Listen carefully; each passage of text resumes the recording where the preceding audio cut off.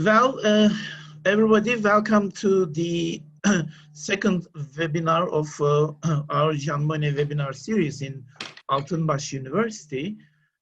Last week we covered the migration issue with Professor Thomas Faiz and Deniz Şenol Sert.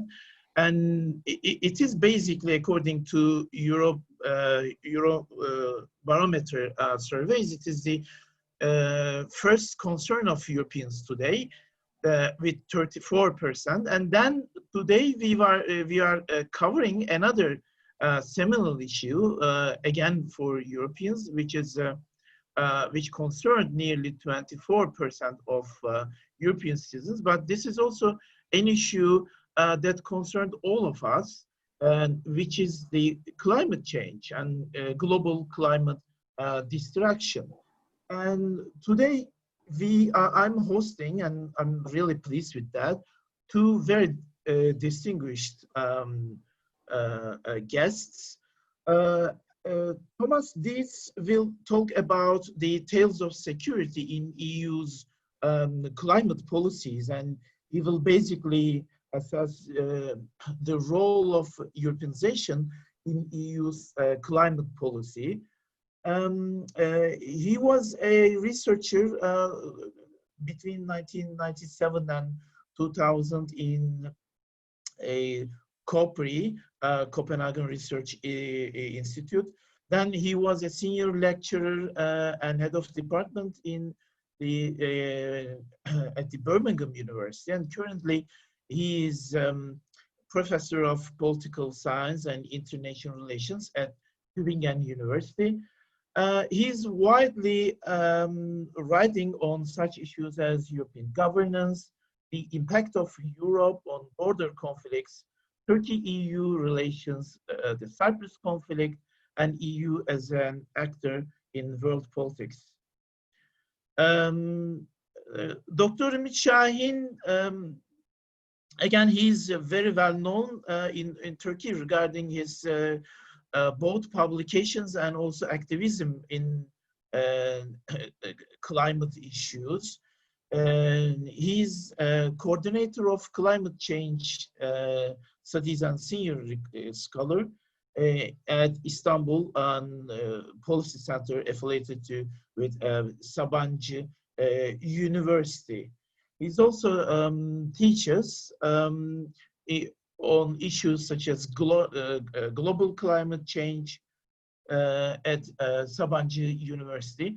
I would like to make cut this introductory remarks as short and directly give to the mic to Thomas Diez for his speech. I would like to thank for all panelists from the inception right now. Thank you very much, Alper. Thank you very much for the invitation. I hope everyone is well and fine and is surviving the corona crisis. In fact, I would have been in Turkey basically until Sunday, and the corona crisis meant that I instead had to visit my families, which of course was nice, but not as nice as Dacia. But then again, on the other hand, I think it was good for the climate that we didn't go there. So there are upsides and downsides to the current situation. What I want to do today is talk about EU policy towards the global climate regime, and I'm going to do this with a perspective on justice and security. Alper mentioned security, he forgot the label justice, and I think this is quite important for reasons that I should get into in a second. I'm going to share my screen now so that you can see the PowerPoint. I hope this works. And I've given this the title, Tales of Security and Justice, the EU and the Global Climate Regime. The argument that I want to develop in the next half hour or so is firstly that EU policy towards the global climate regime has changed over time. that may, for those who study these things, not come as a surprise, but still very often the EU is very broadly seen as a forerunner in the global climate regime. And I think the analysis that I want to put forward gives a little bit more nuance to that story. The argument is further that this policy and these changes are linked to particular justice claims that are inherent in the EU's policy proposals, and that these justice claims in turn invoke particular kinds of securitizations. So these tales of justice and security that I want to talk about are this linkage between justice claims and particular forms of securitization. In terms of these justice claims, the argument is that the EU has overall pursued a course of what I will call impartiality in the global climate regime, but it has emphasized more recently between Copenhagen and Paris. These are two of the main summits that you may be familiar with. Copenhagen in 2009, when the expectation was very high that there would be a new binding treaty for the global climate regime, and that failed. And there was only the Copenhagen Declaration, which was a non-committal kind of non-binding declaration to decrease emissions, greenhouse gas emissions, in order to get to 2-degree goal. That sort of failure, not getting to a binding treaty, led to changes. It was one of the factors for the EU to change course of action. I'm going to talk a little bit about other factors as well. And then on the other hand, the Paris Agreement in 2015, which was widely, of course, held as a success. But if you look at Paris and Copenhagen more carefully, you will, of course, very quickly figure out that we're talking about apples and pears. So what was eventually agreed upon in Paris was by no means the same thing as was on the table, would have been regarded as a success in Copenhagen. For most part, because of course Paris relies largely on voluntary commitments. These commitments are of course given within an agreed target and within a frame of continuous debate and review of those voluntary targets, but still it is not the kind of binding treaty that was the aim in Copenhagen, and so to call Copenhagen a failure and Paris success is slightly more complicated. On the other hand, of course, many people would argue it's better to have a treaty at all rather than have no treaty, as was the case then in Copenhagen. Now, I'm not going to be able to go into the details of that discussion. The point is that the Paris Agreement has a different format and relies a lot more on discursive pressure, on decentralized forms of governing than the binding treaty that would have imposed sort of top-down targets. That was the idea in Copenhagen, and therefore they are of a different kind. What interests us, or interests me at the moment here, is the EU policy towards that, and the EU policy towards Copenhagen was very much in line with trying to achieve a comprehensive binding treaty, and it changed after Copenhagen towards a much more flexible approach. And this flexible approach, we argue, is related to justice conceptions that are different from what I will describe as impartiality, and that are closer to what I will call mutual recognition and non-domination. And then I will argue, fourthly, that these shifts in EU climate policy are clearly traceable also in the securitizing moves that you find in EU documents. And that is quite interesting and astonishing, because what you will find that is after Paris, there is a clear return to very strong securitizations of climate change. But the period in between Copenhagen and Paris was indeed marked by much less intense securitization. And I'll try to demonstrate this. Now, before I move on and elaborate on these arguments, let me just quickly perhaps point to the context of this. So how did I get to this in the first instance? And I have to say that this also poses some constraints to what I can argue today and what I will do. Basically, this whole paper is part of a broader exercise. For the last 4 years, I was engaged together with colleagues in a Horizon 2020 funded project called Globus. It was supposed to be a critical investigation on the EU's contribution to global justice. And so this is basically where the justice frame comes from in the first instance. We looked at the EU's contribution to global justice in a number of different policy fields. Some colleagues looked at it in migration. Some of them looked at this in relation to conflict transformation. Others looked at it in relation to trade and development. And it fell upon me to look at it in the field of climate change. And that's why I had this focus on climate justice. The project was directed by Helene Schurchen from the University of Oslo, their Center for European Studies called ARENA.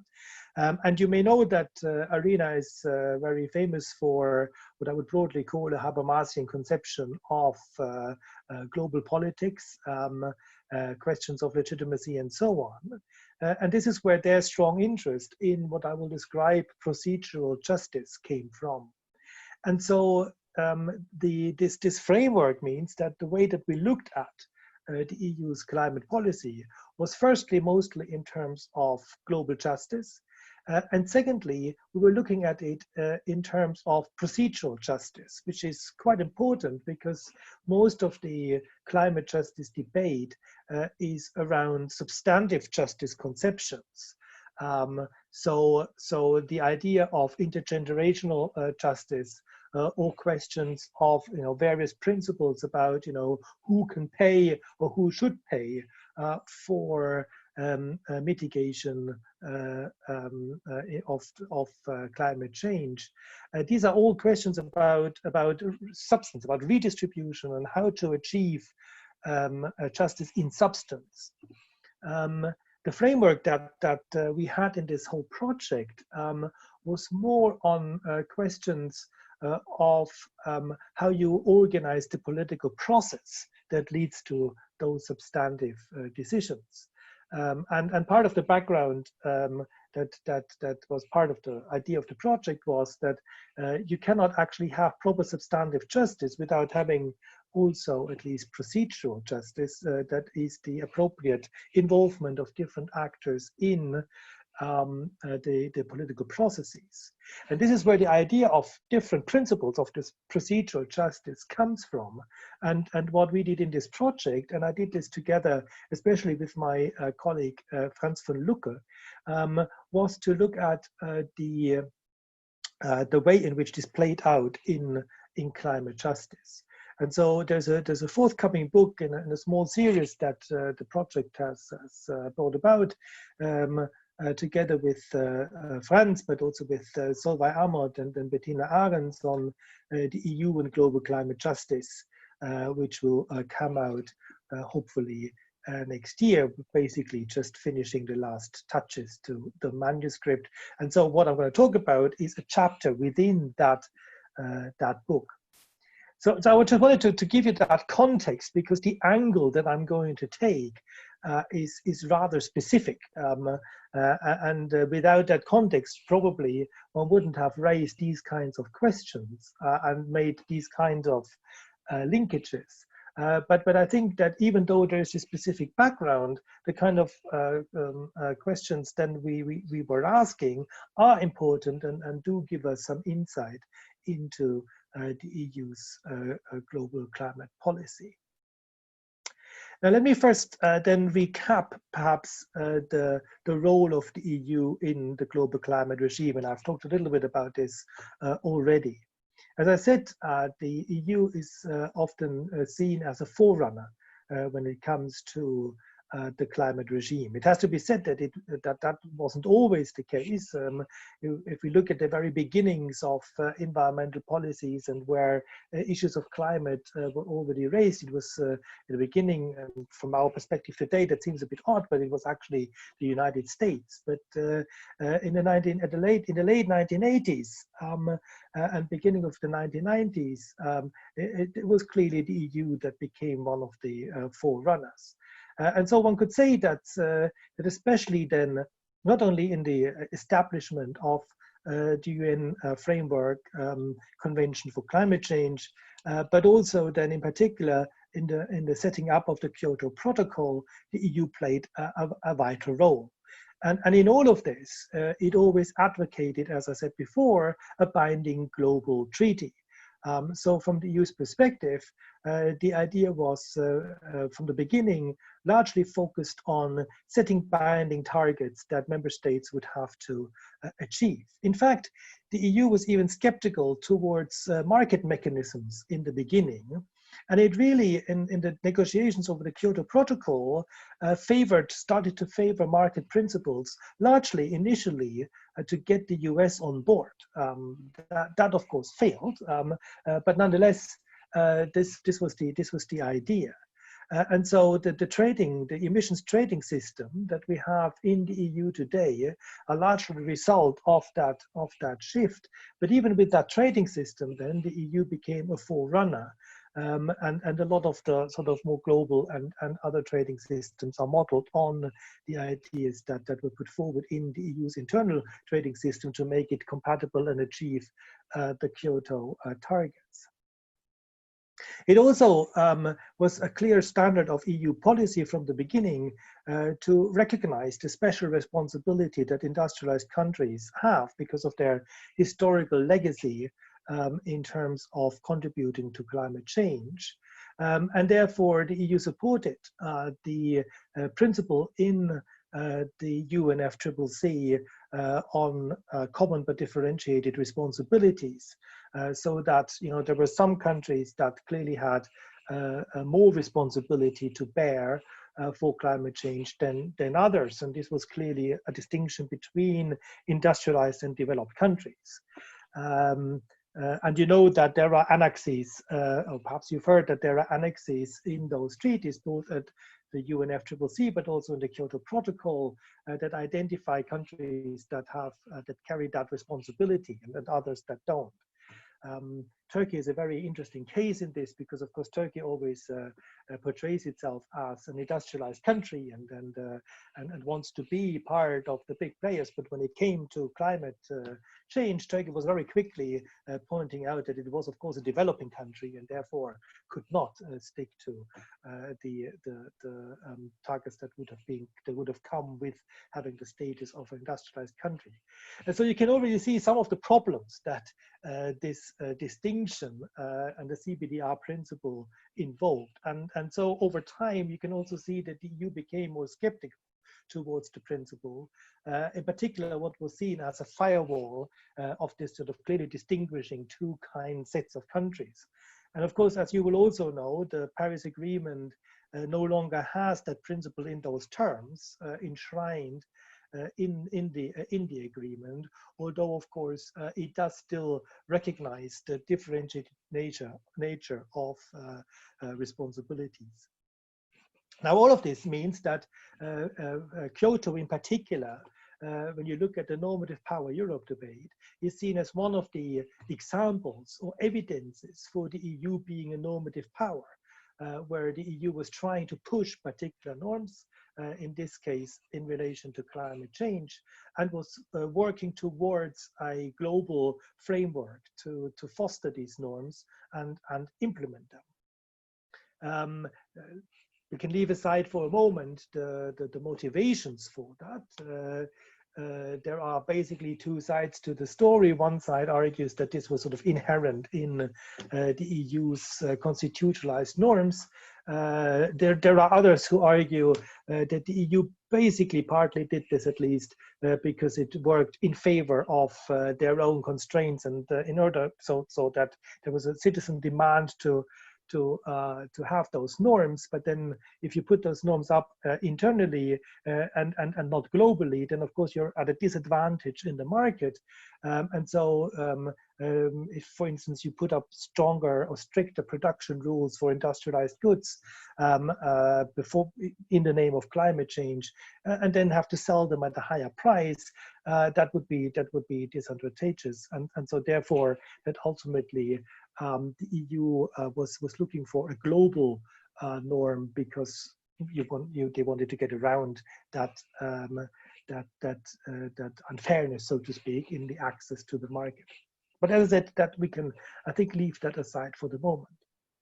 Important then is the failure of the Copenhagen summit, which I already outlined.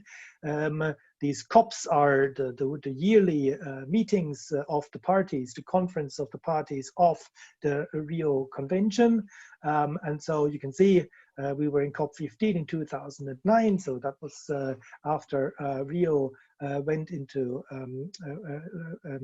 was actually ratified and implemented in 1995. So 1994. So basically 15 years later, we have COP 15, and that COP 15 was, as I outlined, a failure. And in the run-up, in the aftermath of Copenhagen, the EU then changed their policies and was much more engaging in dialogues with different partners, and accepted a more flexible framework for the establishment of a global climate regime. And that arguably led ultimately to the Paris Agreement and the idea of nationally determined contributions, which are basically decided in the first instance by the states themselves before they get discussed in a dialogical way on the level of the regime. And of course, what I then would also argue then is that after Paris, the EU has returned in part to emphasizing a lot more the need for a binding agreement again. Now, as I outlined, when we look now at this story, the angle that we took in the project was one of global justice. So I already introduced the idea of the Globus project, that we looked at procedural rather than substantive understandings. Therefore, the idea of focusing on political engagement as an element of justice. And I've already made reference to our three main conceptions of justice that we try to distinguish. And let me just say a few words about each of these. So the idea is that you can have procedural justice in three different ways, and these three different ways are sort of pull you in different directions, although they are not necessarily intended to be mutually exclusive. But of course, there will be moments when you have to sort of decide one or going one or the other way. But what I want to say in the beginning is that you could think about all of these as principles of justice. So even though we think that some of them are weaker than others, and especially in relation to climate change, or if you read the stuff on migration, you will also find that this is an issue. But the point is that you can make reasonable justice claims on the basis of all three of them, even though then on a sort of meta level, you may want to dispute or discuss the nature of the justice that is invoked here. And of course, you can see that I'm sort of trying to hedge my bets here and contextualize a little bit, especially in relation to the first principle. And the first principle is non-domination. Non-domination is a very classic principle of justice in international relations. It basically means that, in particular, states should not be dominated by others. Now, you don't have to do this in relation to states, but you could do this in relation to all other groups. It's a basic principle of justice that someone ought not to be dominated by others and should have their free will and the capacity to follow their free will. Now, in the world of states, this is largely organized around states, and this basically means that the citizens of one state ought not to be dominated by another state. And of course, in international society, this is mirrored in the principles of sovereignty and non-intervention. But sovereignty and non-intervention have clear justice principles beyond them. Yeah? No one should basically tell us what we ought to do. The second principle is, in a sense, diametrically opposed to this. And the second principle assumes that there are certain issues of global justice that need to be regulated on a global level.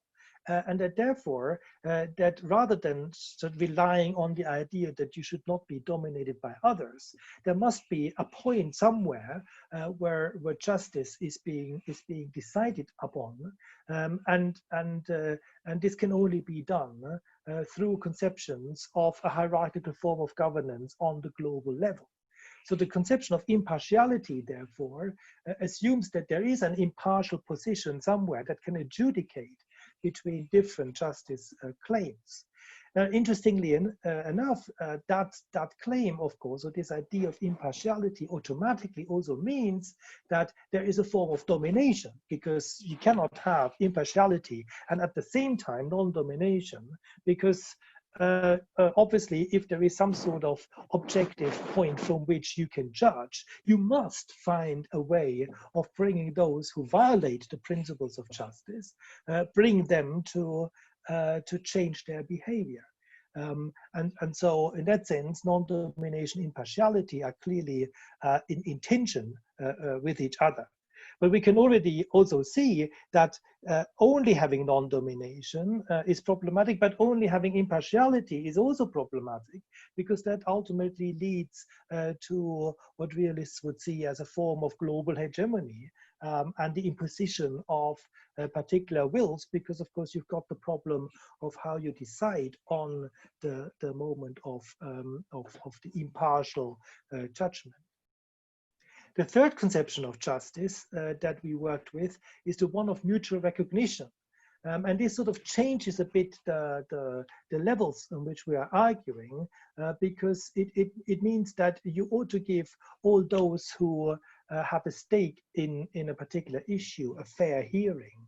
Now, whatever that means in practice, it does, however, mean that it's not only states. Obviously, we're talking about other groups, but also it means that there is no universal point where you can adjudicate principles of justice, but that you at least recognize that there is a multitude of different positions, and you try to find procedures that actually bring them together, and perhaps also recognize particular alternatives. Now, one of the crucial distinctions between non-domination and mutual recognition is that this cannot in the end result only in recognizing states and the difference between states, because then you would end up with non-domination. So there's got to be an element of bringing in the justice claims of other groups. Now, the story that I outlined earlier about the EU's involvement in the global climate regime broadly means that it moved from a position of impartiality towards at least including more elements of non-domination and mutual recognition. And this is exemplified or illustrated by this particular figure. This is a figure that analyzes, that relies on the content analysis of major EU documents from the end of the 1980s to the 2000s. And what you see here is that, first of all, you see that impartiality was always the most important one. So even at the lowest point, the number of statements that in our coding scheme anyway could be attributed to impartiality was still just about 50%. But what you also see is that after an initial period where we found a bit more of mutual recognition. That went down, but then, you know, over time increased slightly, and the same can be said about non-domination. And so especially, so if you look from the moment of, you know, when it got close to Copenhagen onwards, that period is marked by more articulations of non-domination and mutual recognition in more or less even measures than impartiality. I just said more or less even measures. What we also see, and we would see this slightly critical, is that you can see a slight preponderance of non-domination over mutual recognition. So the EU has clearly bought more into the respecting the different views of different states and trying to integrate them than it has in terms of, you know, dealing with civil society groups, etc. But the difference is not as strong, even though we would make normatively the argument that the EU needs to do more to integrate civil society groups and especially vulnerable groups in their own policy formulation.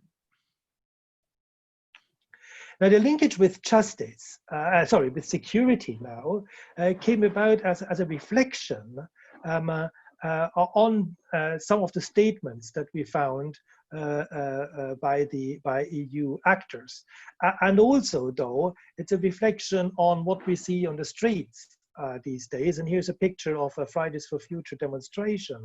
And if you look, I have to say, I got this from Pixabay, but it's actually, it must be a German demonstration that I found there. But some of the placards are in English.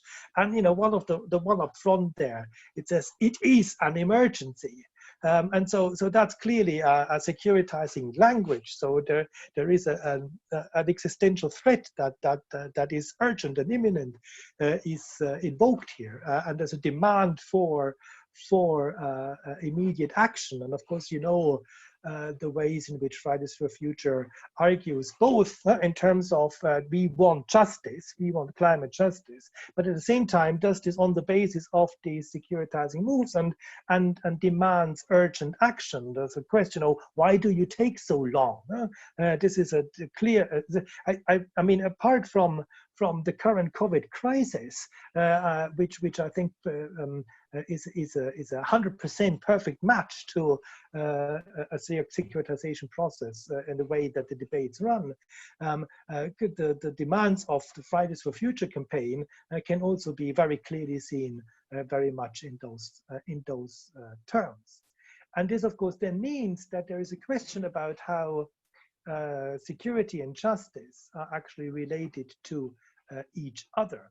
And so my argument here would be that justice claims often embed or are linked to security claims in the sense of securitizing moves. And that this certainly is the case when it comes to climate justice.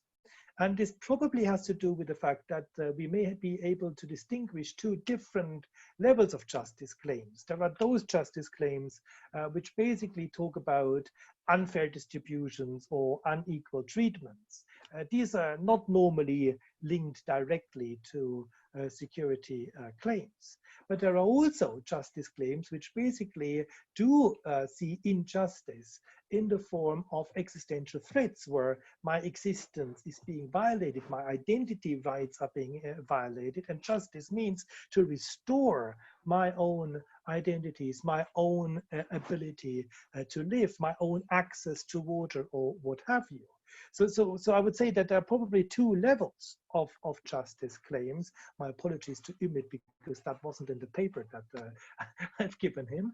And we see these kind of justice claims, for instance, in relation to the invocation of human rights.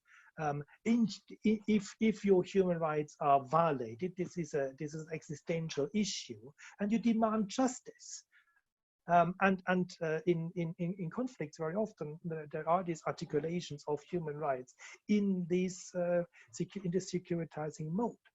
The same goes for ethnic conflicts, where there's an articulation of an identity that is supposedly being existentially threatened, and the justice is to be able to live that ethnic identity. There are examples you can think of in the context of Turkey where this is the case. Now, my argument would be that invocations of climate justice are of that type. They are also of the type where there is at stake is a securitization. This is about the future existence of coastal areas. This is about devastation by hurricanes or droughts or whatever. This is about the ability of future generations to live. So in particular, intergenerational justice is ultimately about existentiality, is about whether or not in, say, a couple of 100 years, people are still able to live on this planet. Even if, say, in discussions about redistribution and what principles we should apply to bearing the cost of mitigation, even if we look at that, the debate is often about existential issues. It is to do about weighing the responsibilities we have towards mitigating climate change against responsibilities we have in terms of development. And development is not just another responsibility, it is also about existentiality. So you could even say that there are two invocations of existential threat that are weighed against each other. So I would say that securitizing moves, if we turn this now around, so we've looked at the ways in which justice is linked, at least in this particular form of justice claims, to securitizing moves. If we turn this around, I would even go as far as to say that securitizing moves are always also justice claims. When they talk about a referent object that is threatened, that referent object, there's a demand for justice that ought to be done to that referent object. Securitization constructs the referent object then on whose behalf justice is being claimed. It also constructs the threat in a particular way that is the one that brings us to demand that justice and proposes particular emergency measures. And securitizing moves do that then in different ways. They do this more or less. They construct a threat differently. They construct a referent object differently. And this is what interests me now, is the ways in which behind the story of the EU being engaged in the global climate regime over time in different ways, how that is related also to different securitizing moves that EU actors have performed in those three phases, if you will. I think I'm going to skip that because I already talked about this. So, but perhaps one thing that will become very obvious is that the three principles of justice that I outlined are related to securitizing moves in which the referent object is constructed very differently. In non-domination, obviously, it's states that are threatened. In mutual recognition, it is a variety of groups and vulnerable parts, etc., that is threatened. And in impartiality, there's a global scope to this. It's individuals and different groups, but related to a global level. And then perhaps more contested, and I also changed this slightly in relation to the paper version that Ümit has. We can think about different types of threats, but perhaps we may want to talk about this later in Q&A. Yeah, may I request you to just wrap up within 2 minutes, Thomas? 3, perhaps. So along with calls for impartiality, therefore, EU politicians, I would say, pursued securitizing moves that established individuals or the entire planet as referent objects and saw the threat as concrete and existential. And thus, this needed a global governmental structure to combat that threat. Post-Copenhagen, the referent object in the things that are in the paper, the quotes, are much more often the EU itself. The threat was less clear, and it was often weighed against other threats. And we can see how post-Paris, desecuritization, the intensity increased. And it's interesting if we go back, if we had time now to go back to the figure, that this isn't quite yet visible in the content analysis in terms of the justice demands. Now, I have a whole set of slides now related to examples of those kind of articulations. And I can just very quickly go through them. You can read them for yourselves. I mean, these are all pre-Copenhagen articulations now from 3 different actors. This is a resolution from the European Parliament in which sort of the existential threat is quite nicely described. Here you have the European Commission, which not only talks about the detrimental effects that the meteorological aspects of climate change will have, but also about the societal impact. And you know all the stories about how people forecast an increase of ethnic conflicts, etc., as a consequence of the consequence of climate change. And the European Council similar ways. Then post Copenhagen, you get much more a rephrasing of climate change as a challenge, not a threat. Securitizing moves are much less present. Instead, what you often see is counter-securitization. One example here is the European Commission. We've seen an economic crisis of unprecedented scale, and there's not even sort of a clear message to climate change. It's more about, you know, building a resource-efficient society within the broader framework of what is essentially at stake, and that is an economic crisis. Whereas post-Paris, you see a lot more a heavy securitization in the documents. We have no choice but to take adaptation measures. That's also interesting, the move from mitigation to adaptation with the unavoidable climate impacts.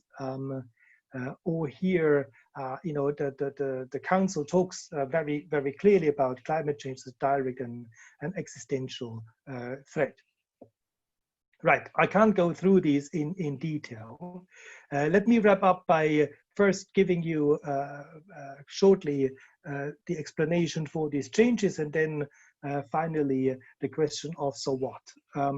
The explanations are the following. And I think it would be wrong to simply say this was our initial idea. Our initial idea was there was a learning curve. Right? The EU saw that its old approach in Copenhagen failed, so they had to they learned how to play this differently, and therefore they changed the tactic towards achieving a global climate treaty. And that certainly was part of the picture. But there are other parts that I think, if we are honest, where the learning story is just a little bit too nice. And this is partly the financial and economic crisis of 2007-8. And I think very clearly, if you look at the rhetoric that I've outlined, this played an enormous role. It wasn't really a priority anymore for the EU either.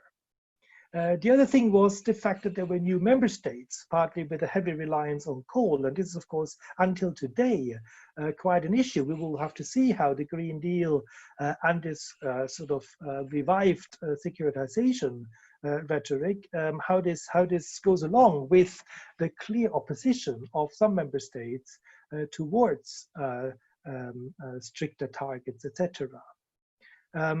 Thirdly, there was also a more diversified climate change knowledge. So at the beginning, if you look at the statements, they're very crude sometimes. There's not even for a single moment a questioning that, okay, we've got to do something, and this needs to be on the global level. And so there's also an issue that the debate has moved on, and there's a little bit more nuance and differentiation.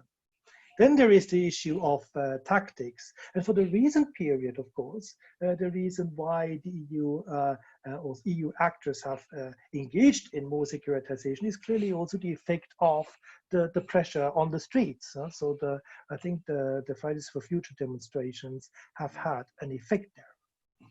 So, Alper, last slide. What follows? I want to make 4 points, 4 points what follows, and you can basically read them with me. So the first thing that I want to argue is simply a statement about how this has evolved.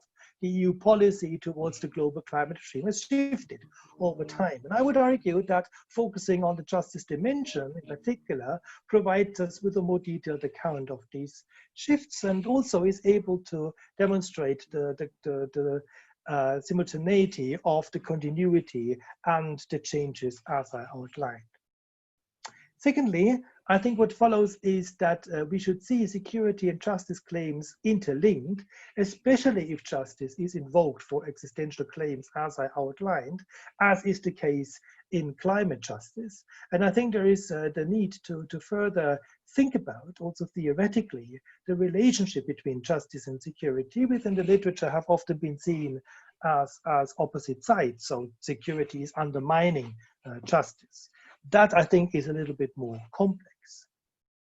Thirdly, the variation, and this is what I've tried to demonstrate, of EU global climate policy implies different justice conceptions that are linked to different securitizing moves. So that's perhaps one way to think about this linkage between justice and security. And finally, this then raises a number of normative questions.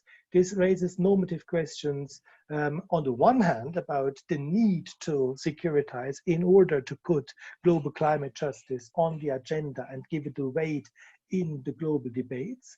But on the other hand, of course, and this is the old well-known ambiguity that is inbuilt in securitization processes, you do have issues in relation to the referent object and the particular political order that may be imposed through these securitizing practices. So if securitization is run largely on the basis of non-domination with states or the EU, as happened to be the case between Copenhagen and Paris as the referent object, we would see this normatively as problematic.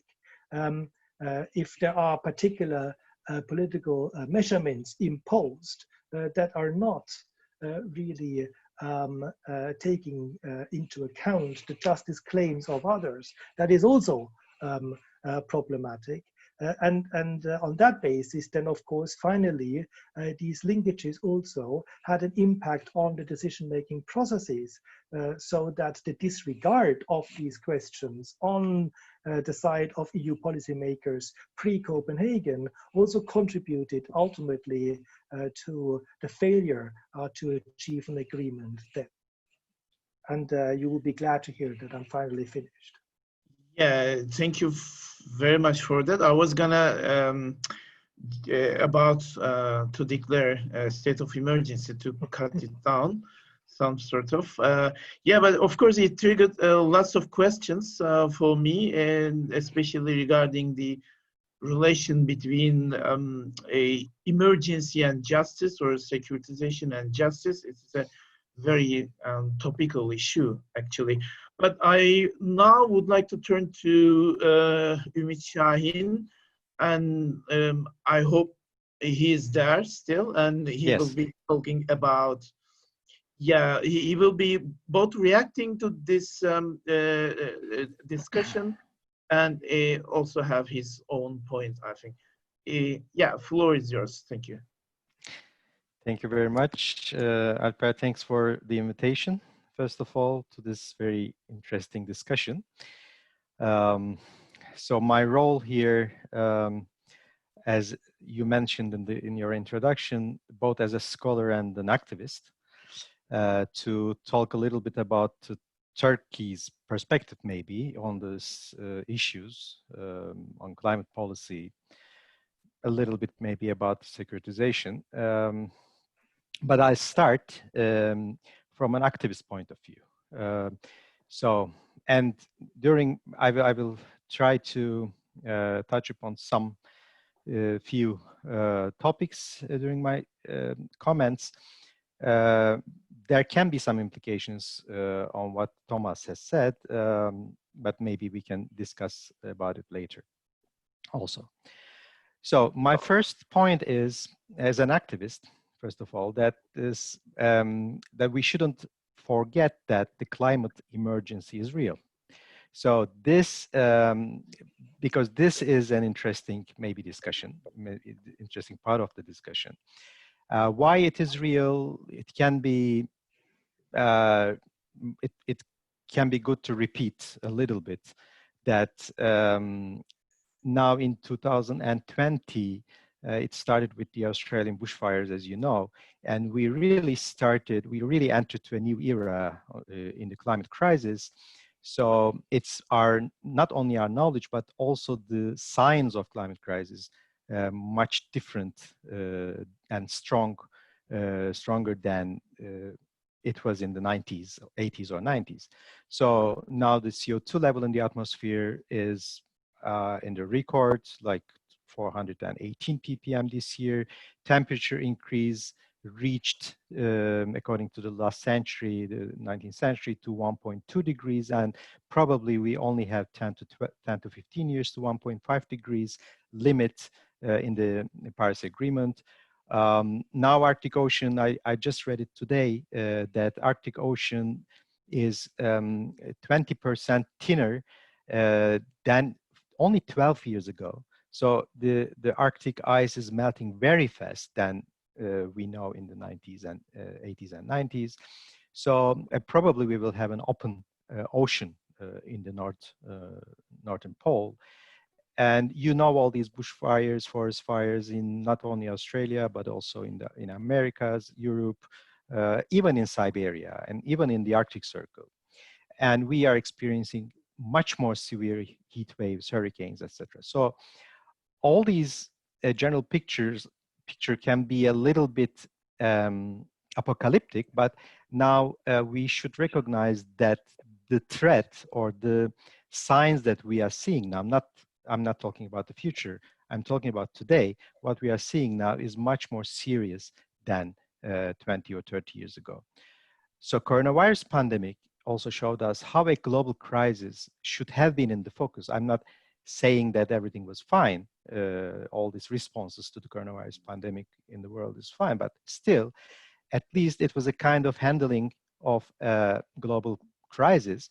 But climate crisis is not recognized as an emergency at all. So I think this should also be discussed. Now, this emergency language is an interesting discussion also for me, because I'm one of the perpetrators of this emergency language always. I was always like that. So this emergency language of the IPCC and UNFCCC was quite ineffective. Although it was in the, as Thomas said, it was in the official documents, especially in the EU, etc. But still, this language was quite ineffective. But now, after Greta Thunberg and Fridays for Future movement came into the scene, they revived it, at least from my point of view.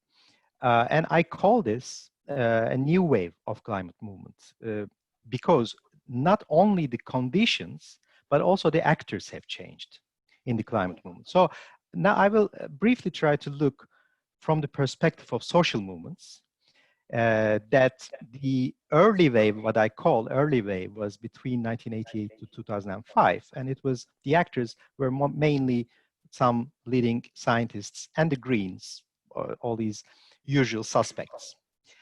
But the first wave only started in 2005, just with the, you probably remember that in the first COP in Montreal, just first COP after Kyoto entered into force. And this, this wave, or this period, let's say, the first wave between 2005 and 2009, was led by social forum movements, not ecologists or Greens. And during Copenhagen in 2009, there was a small break, maybe, especially after the collapse of Copenhagen. And then the second wave between 2010 and 2018 was more interesting one, because it was more solution oriented and more ecological modernization oriented wave. And the actors were much more larger. We were always talking about more, let's say, positive stuff. But then in 2018, and especially the Paris Agreement was a product of this era, this more solution-oriented era, although it was weak agreement, more bottom-up, etc., etc. But still, it was a product of this more optimistic period. But then in 2018, a new wave appeared with the Greta Thunberg and other children with the Fridays for Future movement, and everything, not everything, but most of the things changed because the emergency discourse today is not speaking to the future generations, but it is spoken by the future generations. That's very important difference because Greta and other children were unborn future generation during the first wave of climate emergency calls. Now they came to the scene and they took over the discourse. I'm hoping that they will overcome the short-sighted politicians and older generations' climate fatigue. Maybe I'm a little bit optimistic on this, but I think this apocalyptic discourse is revived now by the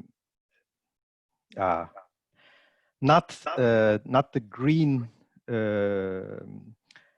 prophets, but the future generation itself. Now in this part, I will try to compare a little bit the climate policies of EU and Turkey, because the securitization and emergency, especially emergency discourse and the securitization, as far as I'm concerned, that it's not really the case in Turkey. Now, if we briefly summarize the narratives in the climate policy domain and international negotiations, I just wanted to look at the Karen Beckstrand and Eva Lebrand's article, and they argue that all these narratives about climate policy and international relations, also, of course, the EU climate policy, mirror central trends in global environmental governance, and they discuss it around three central meta-discourses. And these three are green governmentality, ecological modernization, and the civic environmentalism. Green governmentality here refers to a science-driven and centralized multilateral negotiation order associated with top-down climate monitoring and mitigation techniques implemented on global scales, as in Paris Agreement and also. Ecological modernization, as everybody knows, on the other hand, represents a decentralized liberal market order that aims to provide flexible and cost-optimal solutions to the climate problem. And third, the civic environmentalism discourse includes radical and more reform-oriented narratives that challenge and resist the dominance of two former discourses. So the EU climate policy, as well as environmental policy, could be seen, especially a typical example of ecological modernization, market-oriented, devoted to the liberal democratic system and clean technology-driven kind of discourse. But EU is also, as Thomas pointed out, also the forerunner of green governmentality. Civic environmentalism, or the civil society movements, all these climate movements that I described earlier, in this case, could be seen as a challenge to this mainstream or basic policymaking process. But in Turkey, only some policy tools of ecological modernization theory are occasionally used, such as feed-in tariff for the renewable energy sector, or plastic bag levy 2 years ago, or energy efficiency discussions, etc. But they are used mostly fragmented and inconsistent way. Also, the main concepts like green growth and zero waste, the main concepts of ecological modernization, are used as political buzzwords only in the planning and strategy documents, as well as some campaigns by the major political powers. But the government, that I think that this is the basic difference between Turkey and EU. The government, politicians, and political parties, including the opposition, as well as technocrats, they do not interiorize or adopt the main understanding of neither green governmentality nor ecological modernization. So the first point here, I'm concluding, that Turkey cannot decouple economic growth and emissions or pollution, And coal is seen as a domestic fuel, and there is still a strong appetite for domestic coal, although economically not very feasible. But because of this reason, because of it's not internalized, this ecological modernization discourse is not internalized, still decoupling is far away. Second, Turkey adopts more environmentally destructive growth pattern lately, mainly based on high carbon construction sector and infrastructure investments like bridges, airports, etc. And interestingly, all the incentives, most of the incentives are given not to the green, for the green growth or green economy, but still for the domestic coal and this kind of construction sector. And the third, in terms of green governmentality, Turkey is among the two major economies still not part of the party to the Paris Agreement, as you know, with Iran. And only, I don't know, 7 countries not party at all. As you described, the annex discussion is used as an excuse. And there is still a general skepticism against international agreements in general, both from the diplomatic side and also because of developmentalist arguments. Only civic environmentalism is alive in Turkey, but their radical demands cannot create a challenge like in the EU countries because the opposing team, in this case government, do not play the game. So they just speak very radical to the society, but they are not heard. So from my point of view, Turkey is far away from climate emergency and climate justice discourse, except the movement, of course, and also securitization. Maybe you can say that this Fridays for Future movement also in Turkey, they are trying to raise the voice of climate emergency, but not politicians or policymakers. And securitization was never an issue in Turkey, climate securitization. My colleague Ethemcan Turhan, he was one of our fellows at IPC a couple of years ago. He tried to organize a workshop on securitization, climate securitization in Turkey a couple of years ago, but nobody showed up actually. He really tried hard to access all these, the technocrats, politicians, bureaucrats, etc. But nobody from the public side showed up in only the intelligence service. So that was an interesting point. Maybe only thing that it was one of our Thomas's articles, I guess, that the only securitization was kind of more militarization, like about the transponder rivers thing. But it's not about, I don't really see it as a climate discourse, mostly about the water war discourse or something like that. So Turkish climate policy is in a developmentalist defense still in the last, I don't know, maybe 30 years. And I really think that we need more climate emergency. Thank you. Thank you very much, Ümit. Yeah, I mean, your last sentence is particularly interesting for me. I'm studying on these concepts like state of exception and state of emergency since years maybe. We often, have seen the fact that declarations of state of emergency often led to more oppressive and suppressive policies and maybe injustices rather than justices. So, and it also has the risk of, injecting more statist and militaristic way of understandings, ways of doing something. So it is really interesting for me to reflect on the emergency and justice relations in relation to climate change. I, of course, accept that the emergency language and securitization has some sort of a mobilizing effect.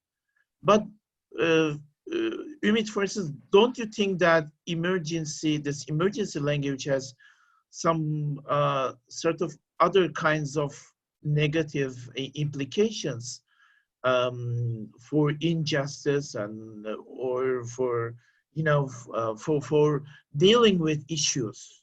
because, as I said, it may run the risk of injecting more, militaristic, even more chauvinistic, and more this kind of oppressive and disciplinary politics in it. And I have another question just before turning to the audience. And by the way, these questions are also for both of them if you want to may react.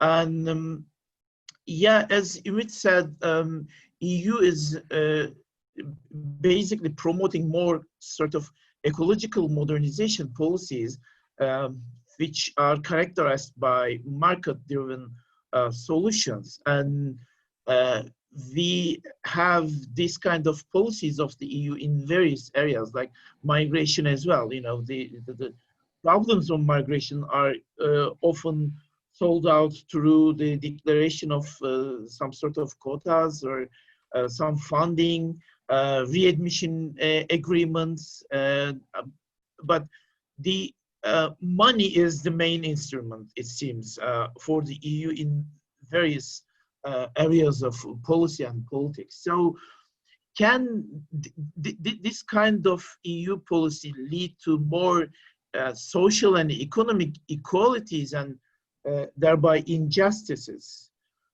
Climate destruction has already created so much social and economic inequality, like forced migration and so on and so forth. So can this kind of policies, deteriorate the already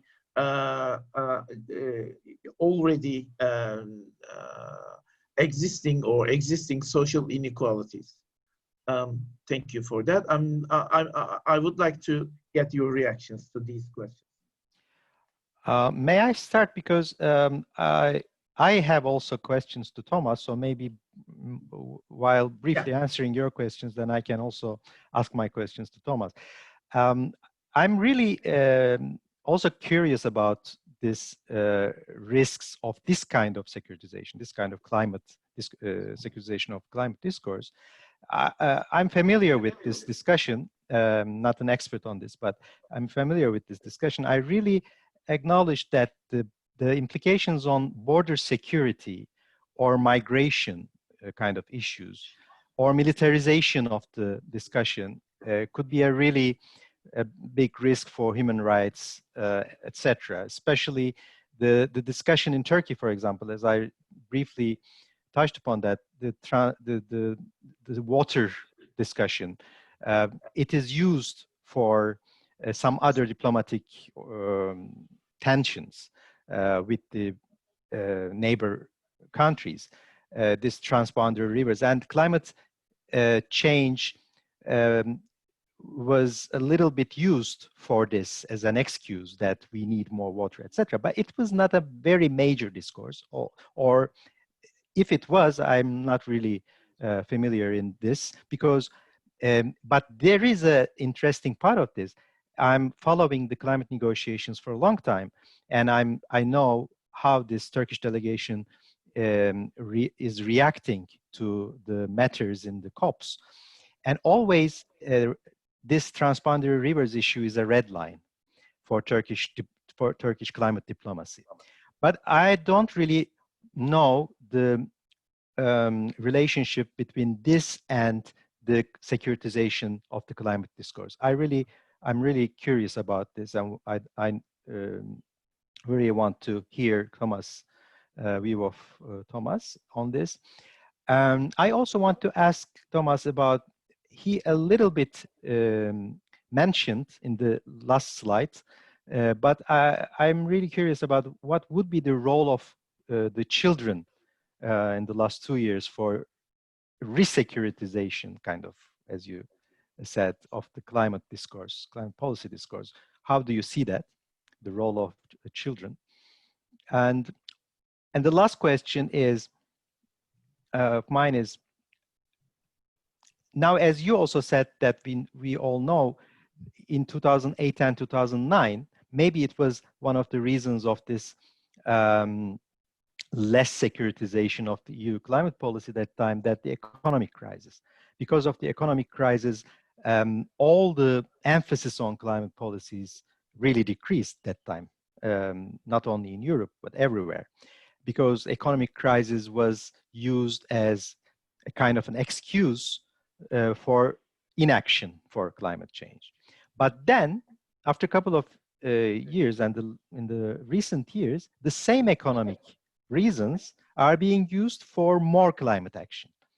So how do you, or maybe this was one of the reasons of this revival of securitization discourse, I don't know. So I'm also wondering your reaction on that. Well, Thomas? Yes, I think I have another half hour. Is that? No, I don't think so. Great. On the role of the Fridays for Future movement, I don't have much to add. I think that it has provided the grounds for a lot of politicians who, in the previous period, so basically until Paris, were holding back to articulate the securitizing moves again. I find it a little bit difficult to clearly attribute now causality or something in this.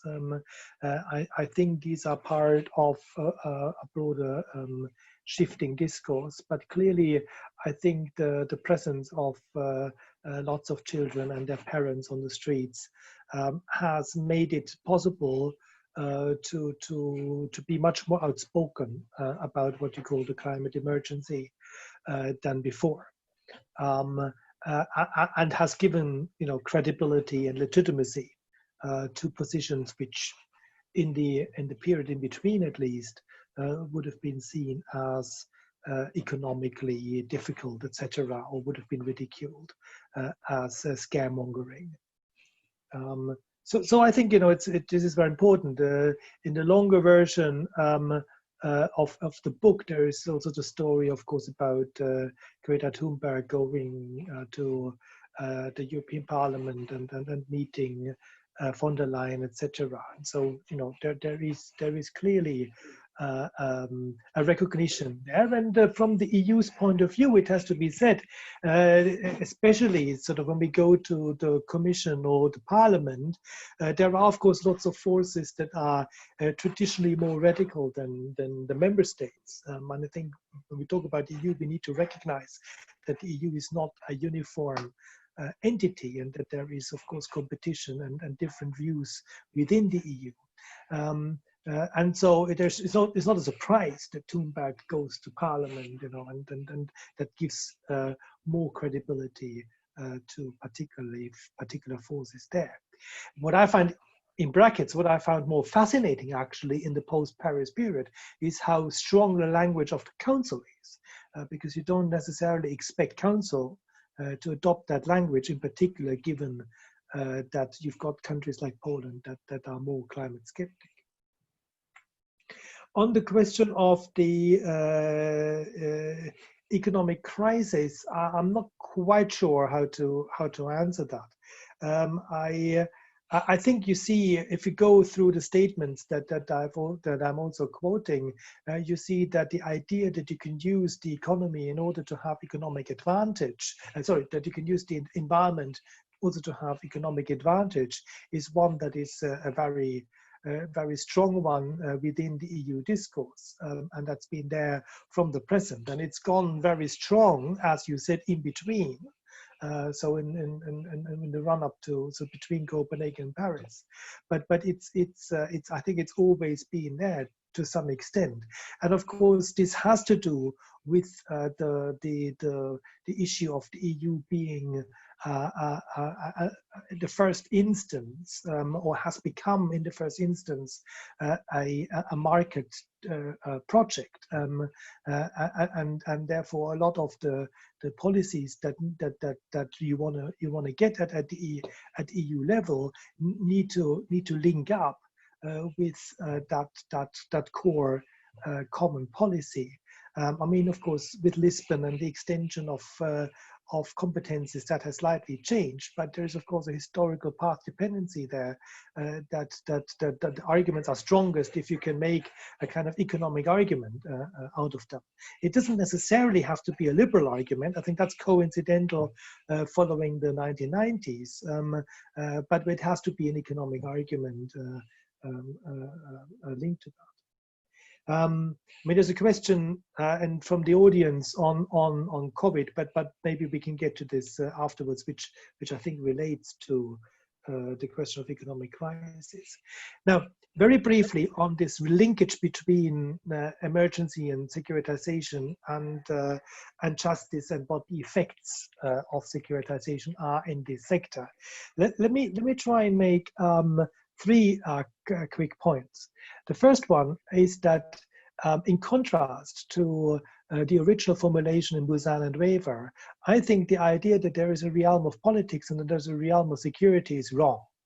And I think some of the critics have rightly, I think, pointed out that even in normal politics, there is always a certain degree of securitization, either as sort of the mythical foundational story of the nation state, which often has to do with war or whatever. So even constituting the subjects that have to do with normal politics has a sort of securitization inbuilt. But also in the fact that any new policy area in the first instance only gets on the agenda through securitization. So the establishment of a new issue on the agenda setting exercise, the successful one, is already, if you will, an emergency measure, an extraordinary measure, if we use that language. And so I think we cannot speak of politics without a certain degree of security. And then the question, of course, becomes not whether securitization per se is wrong, but where is the breaking point? And I think that's a lot more tricky. And of course, if we go back now to Ümit's story about Turkey and climate policies, and I fully agree. And in our previous book, we've talked about Turkey at length, so I'm fully on the same page.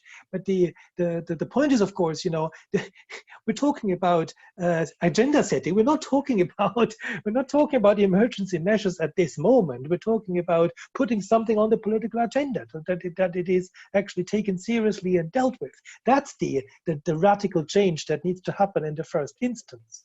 And so you're talking about something completely different than saying sending off the troops in order to do this or that.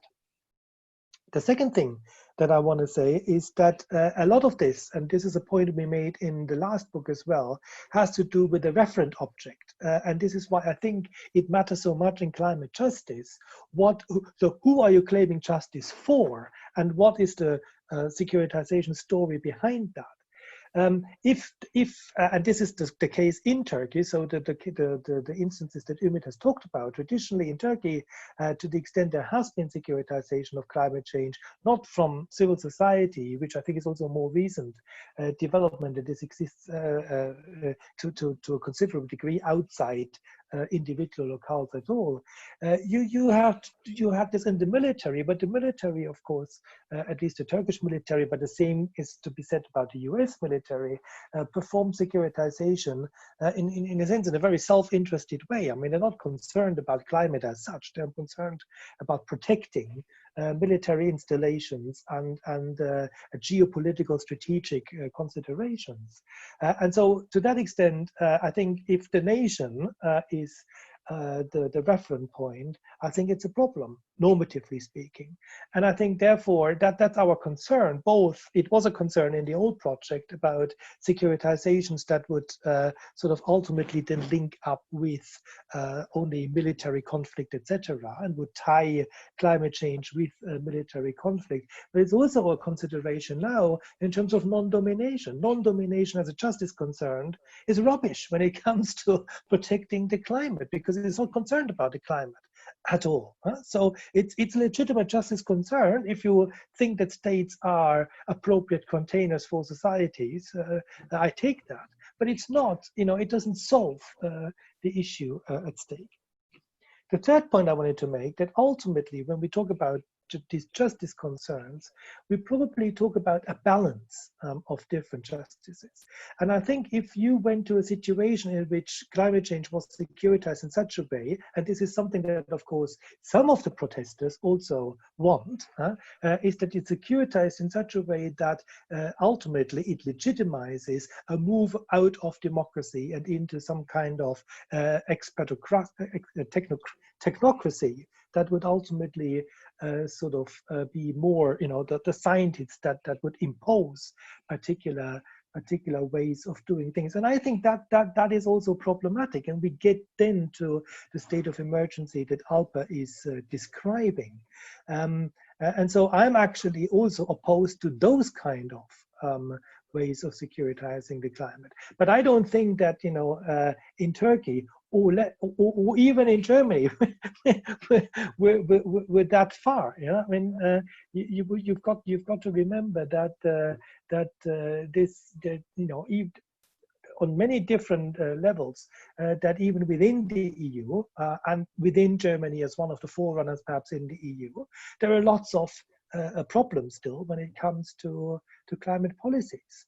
So we may look better than Turkey at the moment, but that's not to say that climate is, that this is the paradise when it comes to climate policy. It's not. So you're still at, you're still far from the point where I would think that securitization is really becoming problematic. Unfortunately, Ümit has left now, so. He has left? Yeah, he's gone off my screen anyway. Okay. I'm sure he will come back. He just has disappeared. Yeah. Yeah. We do have also questions on the. Yes, you're right. And two questions, and one of them is particularly long. And yeah, I was gonna ask these questions, and Hakan Yapar is basically asking a question on the post-corona EU. And I understand this question, if EU will turn to more introvert and will prefer deepening its integration, and how it is implicated in its role in global politics, right? And the other question is shorter and sounds more critical. Does EU pursue environmental policy just for justification? How will you respond to that?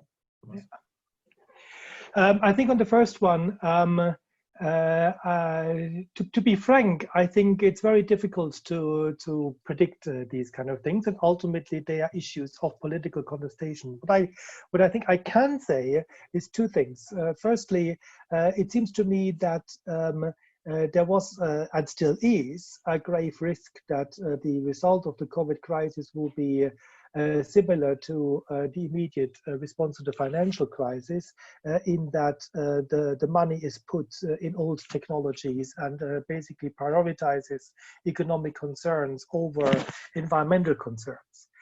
I think at the moment the signs are that that position, which you find in the domestic debates, and which I think was quite real as a possibility, is not going to win the argument. At the moment, I think both on the EU level, but also at least, I mean, of course, I'm located in Germany at the moment, so I can only really speak of the German debate. And in those debates, as far as I can make out, this prioritization of the economy is not pursued in such terms. You will perhaps have heard that one of the proposals of the package that the German government has put through the other day, one of the proposals had been to provide subsidies for purchasing new cars. And after various back and forths, the government decided not to include that in the package, much to the dismay of course, the car producing industry, and very interestingly, to the Green Prime Minister of Baden-Württemberg, the state that I am located in. But of course, Baden-Württemberg with Mercedes and Porsche has a strong car industry. So it's quite ironic that the government would not do this, but the Green Prime Minister of the local government would then protest against the government not giving money for new cars. But I take this as an indication that even though I don't want to greenwash the kind of policies, that the warnings that have come from many different sides not to leave that opportunity behind after COVID-19, and to invest again in old technology and so on, that those warnings have been heeded, and that the policies will, at least in some measure, be focused up on the opportunities that arise to rebuild the economy on perhaps more green principles. You will have perhaps also heard that the Austrian government has just yesterday announced that they are putting up a minimum price for flights and an extra levy on flights that are below I can't remember, 350 kilometers, or we can discuss whether that's a reasonable limit to take. But what I'm saying is that I think COVID will, not have the effects that some of us have feared it will have. And by the same token, I don't think that the EU's policies in relation to climate change will be completely sort of introvert, which is also part of the question. As far as I can make out, there's a clear understanding that, of course, we need to get others to come along, and therefore we need to work further on a strengthening of the global regime. And as I said earlier, this may be for normative reasons, but it certainly is also simply out of interest, because if within the EU you change your policies towards more green policies, but then the others don't, you put yourself economically at a disadvantage. So it's in the EU's own interest not to become completely introvert, but to pursue a global policy. That would be my take on this, and it partly also is a response to the question on the reasons for the environmental policy. I have to confess that I'm not quite clear on what the question means when it says, is it just for justification? I think that what is happening here is that the environmental policies that the EU pursues on the global level are in line with fundamental norms that that are prevalent in the discourses of many member states, and especially if you compare that to the United States. But I also think that we cannot simply divorce this from the interest-based effects that this might have. So it just so happens that the pursuit of those policies on the global level is both out of a normative drive, but that normative drive goes hand in hand with economic interests. And of course, we do know that there have been a number of instances where particular member states had issues with green policy proposals, and then ultimately those policy proposals were not adopted. And especially the German car industry is a particularly bad example for these things. So I think it would be completely wrong to sit here and to say that the EU is the fantastic player when it comes to climate policies, etc. The norms and the interests do go hand in hand there, and I think in terms of the activist point of view, if I want to cite Ümit, it's good that they go hand in hand. We wish that they would go hand in hand much more often. Well, yeah, I think there are not other questions from the audience. And just before the closing the session, Ümit, do you want to add something to all these points? And do you have? Yeah, very briefly, I may add few stuff that it was really interesting discussion, by the way.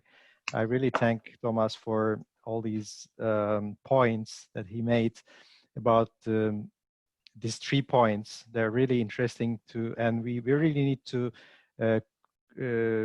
keep up discussion on this issue. I can only say, again, from more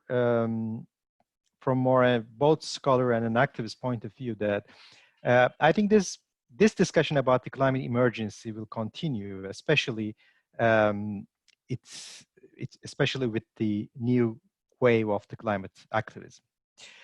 I think we can balance somehow, or we can somehow challenge and also balance this securitization move from some points from the preamble of the Paris Agreement. I think it gives us some insights. The first one is, as you know, the Paris Agreement, at least in the preamble, is based on human rights. So human rights, especially future generations' rights, gender, rights of minorities, disadvantaged groups. This gives us really a good point also to talk about not only this securitization point of view, but also from the point of view of distributive justice and even the procedural justice that can be a balancing for this. The second point also from the preamble of the Paris Agreement is democratic participation. So participation of the people can really be a guarantee, and the people in the streets, on the streets, is an example of this. But also discursive practices, of course, it's very important for the negotiations and the policy making. And the third is, I think also from the preamble, that the principles of ecosystem integrity and the rights of Mother Nature, this kind of stuff, are really another guarantee. Because if you look from another perspective, that, for example, some low carbon investments in Turkey, like hydropower plants, were really a big problem, and it really caused another environmental movement because it was violating the water rights of the local people, and also it was violating the rights of nature, rights of Mother Earth. But then now we have the principle of ecosystem integrity, so nothing can be justified if it is as a climate action, if it is really destroying the rights of people and rights of nature. I think these points from the preamble of Paris Agreement can be balancing tools, or I don't know, discourses against the risks of securitization of climate discourse, as you clearly portrayed. Thanks for. Yeah, thank you very much, Ümit. Just a quick question. In fact, we already discussed this, but maybe to just give a voice, this question is important. Thomas, I think you see the question is securitization is a shortcut for finding solution to climate change. How do you make of it? Yeah. I'm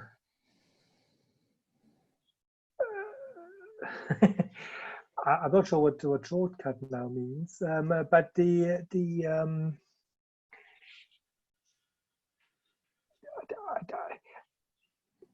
answer is, as I already said, is yes and no. The securitization is always ambiguous in those terms. And many people have highlighted, not only in relation to climate change, I mean, the first works have been Stefan Alper's works about AIDS, you know. Obviously, in order to get something done about AIDS, you had to securitize it. And therefore, in that sense, it was, of course, a shortcut to action. But in fact, it's the only way to get to action, because if there are established routines, if there are established policy preferences, the only way you can disturb those preferences is to make a claim that something is more pressing, more urgent, more important to deal with, that something is an emergency. So in the absence, of course, I mean, if there are technological opportunities, if I invented a machine that would be able to provide me with 1,000 euros on a daily basis or whatever, I mean, clearly I wouldn't have to securitize, that would sell without any discussion. But in the absence of such very clear economic incentives to get something on the agenda, it's got to be something that people accept as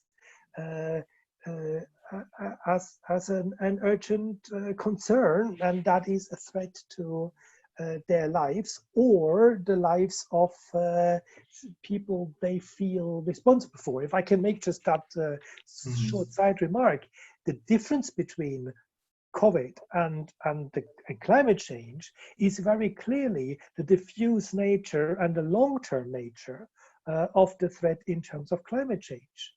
So even though, of course, we all know of certain phenomena such as, you know, the storms and the droughts, etc., that are effects of climate change that are visible.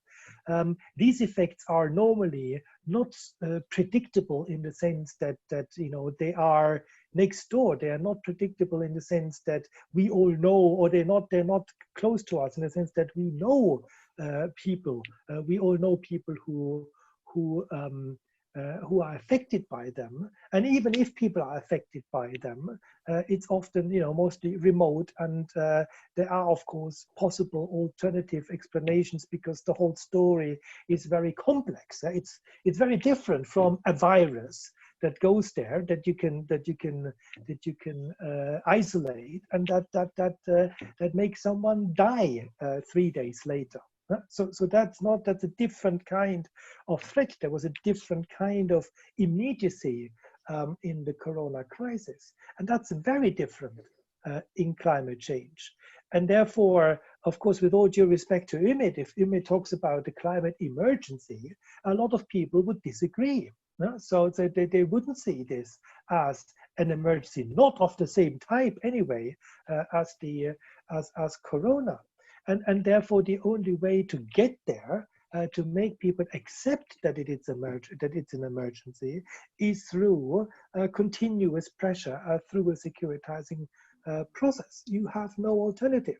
Now, whether that's a shortcut, I don't know. I think that's the only option that is available, and that is what Fridays for Future are ultimately doing. Yeah, I think there's a strong Schmittian element to securitization theory, assuming a sort of duality between the norm and the exception. I think, as you said, waivers and others, you know, just tend to see politics and security as binary oppositions. Then, for instance, they define desecuritization as shifting of issues out of emergency mode. Maybe this duality is wrong because the boundaries demarcating normalcy and emergency are increasingly becoming tenuous, increasingly eroding, and thereby maybe, as Ümit says, you know, we can find a way of dealing with issues without necessarily suspending the normal politics or some sort of securitization. If there's not any reaction to this discussion, I would like to close the session, and I would like to thank to you both very much, and also I would like to thank to the audience with their appearance. They contributed substantially to the discussion, and I personally learned a lot, and I'm sure we will continue to discuss these matters in the post-corona world, I think. Thank you for very much, just, Alper. Thank you for thank you having very us. much. Thank you very much. Bye-bye. Bye-bye.